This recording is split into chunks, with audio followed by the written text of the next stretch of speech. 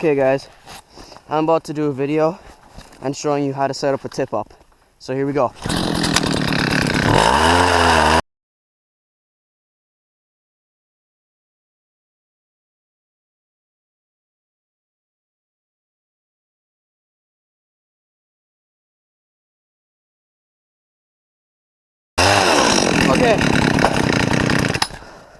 Okay guys, it's -2 outside right now. I'm fishing by myself. Everybody wonders how old I am on my channel. I'm 14. I like to fish by myself. It gives me the freedom to do what I want. So here, we'll do the first steps of setting up a tip up. So here we go. This is my favorite tip up and only 10 bucks. It's a Glacier Bay made by HT. We're gonna do a couple tips in this video. So these, I like to have it free spooling. You don't want any tension on there. I use I think a 30-pound steel leader. Has a little red blade on it. I think this is a number 2 treble hook. And okay, yes, it's a number 2 bronze treble hook. I don't think the fish really care ice fishing. I use fluorocarbon and steel leaders. I use fluoro in deeper water when I'm trying to get like a walleye or something, but our lakes don't really have walleyes in them. It's my first day fishing by myself, so I forgot a scooper, which is pretty stupid of me.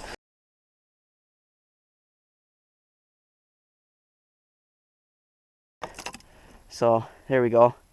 Now that we've got this done, what I like to do is I have a Humminbird Ice 45 that I use in a lot of my videos that you guys see. But I like to use just a good old standards F finder. You clip it onto the hook. I don't do it any special way. Now what I do is I slowly drop it down. And once it hits the bottom, I'll mark it.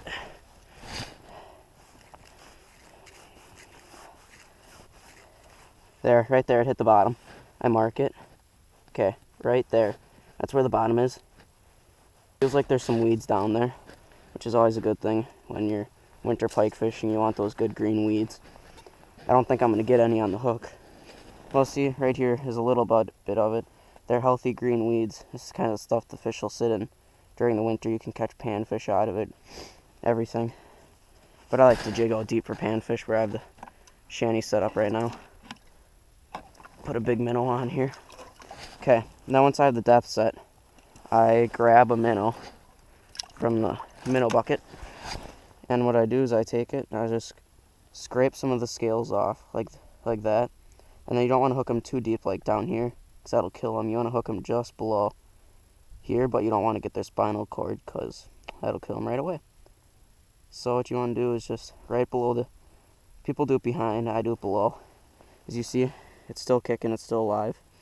It probably wants to go down since it's freezing, since the line's already froze. But then I just drop him down and I let him swim his way down. As I'm putting down the line, I scrape it with my fingers, getting all the ice off like so. Hopefully my GoPro's pointed down far enough. Here. And sometimes they'll swim back up, so what you gotta do is just give them a couple pops and they'll freak out. And then all of a sudden you'll feel them swimming down. Unless this guy is swimming back up. Maybe there's a pike or something down there. But this is the lake. I've had pike take... Yeah, he's freaking out. Pike take minnows out of my hand at this lake, so... This is a crazy lake. So then, as you see, I have the bottom marked right here. Man, he's freaking out. What I'm going to do is I'm going to set him about this high up off the bottom, maybe 1.5 feet, 2 feet. I like it so they're sitting right above the weeds.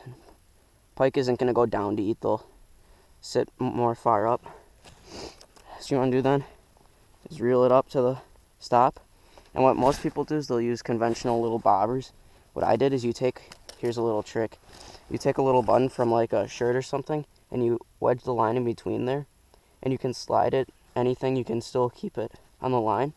And it's way easier to check and mark the depths. And then when you want it at the right set, you just pull the line tight and usually it doesn't move. So here we go, we're gonna put this one down. And then I reel it up to there. I like to go like that a couple times. Just jam it in there since it's freezing. I don't want the spool to freeze in. So then if you look, I shouldn't have done that. If you look, the minnow's going down. You take this, you take the flag. I set it on the small one so it's easier for them to pull it. And there you go. That's how you set up a tip up.